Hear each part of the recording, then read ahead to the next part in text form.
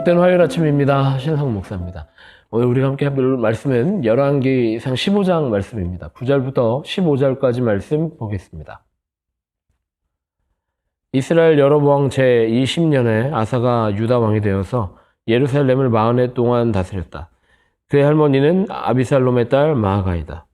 아사는 그의 조상 다윗과 같이 주님께서 보시기에 정직하게 행하였다. 그는 성전 남창들을 나라 밖으로 몰아내고 조상이 만든 모든 우상을 없애버렸다. 그리고 그는 자기 할머니 마아가가 아세라를 섬기는 혐오스러운 상을 만들었다고 해서 자기 할머니를 왕 대비의 자리에서 물러나게 하였다. 아사는 할머니가 만든 혐오스러운 상을 토막내어서 기드론 시내가에서 불살라 버렸다. 그렇다고 해서 산당이 모두 제거된 것은 아니지만 주님을 사모하는 아사의 마음은 평생 한결 같았다.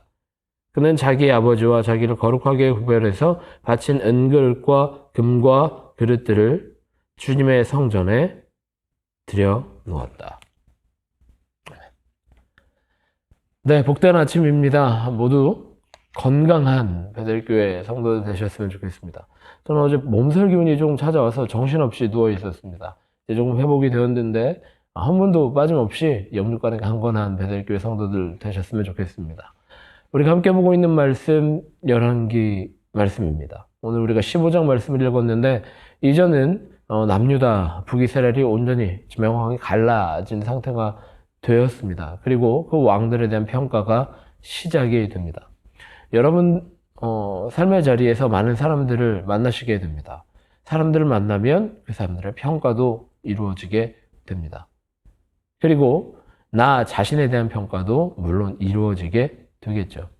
첫인상이라고 하는 것이 있습니다. 첫인상은 몇 초 만에 결정되는지 아십니까?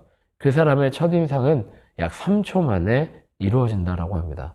그 사람의 눈빛을 보고 그 사람의 외모를 보았을 때 평가가 어느 정도는 이루어진다라는 겁니다. 평가의 기준이 여러 가지가 있을 수 있을 겁니다. 외모가 될 수도 있을 것이고 그 사람의 성품이 될 수도 있을 것이고 여러 가지 그 사람의 조건과 환경들이 그 사람을 평가하게 되는 조건이 될 것입니다. 평가했을 때 그 사람이 착한 사람이다, 나쁜 사람이다, 따뜻한 사람이다, 차가운 사람이다, 친절한 사람이다, 불친절한 사람이다, 여러 가지로 나눠지게 되겠죠. 왕들에 대한 평가, 11개에 나오는 왕들에 대한 평가도 아주 명확하게 갈라집니다. 그런데 이 11개 기자는 그 기준을 하나로 정해놓고 있습니다. 그 사람이 일을 잘했는지 못했는지, 그 사람의 때에 나라가 부흥하였는지 아니면 침체하였는지 그런 것들이 아닙니다. 기준이 딱 하나 있었는데 그것은 하나님을 사모하느냐였습니다. 오늘 본문 말씀 11절을 다시 봅니다. 아사는 그의 조상 다윗과 같이 주님께서 보시기에 정직하게 행하였더라. 정직하게 행하였습니다. 아사 왕이 정직하게 행하였습니다. 그의 친족들, 특별히 할머니라고 할지라도 하나님 앞에 온전하지 않았다면 심판할 수밖에 없었습니다. 성전에 있던 모든 기물들을 다시 제자리로 돌려놓는 일들도 아사 왕이 했던 일입니다. 정직하게 행하였습니다. 다윗 왕과 같이 정직하게 행하였더라라고 평가하는 게 열왕기 기자의 기록입니다.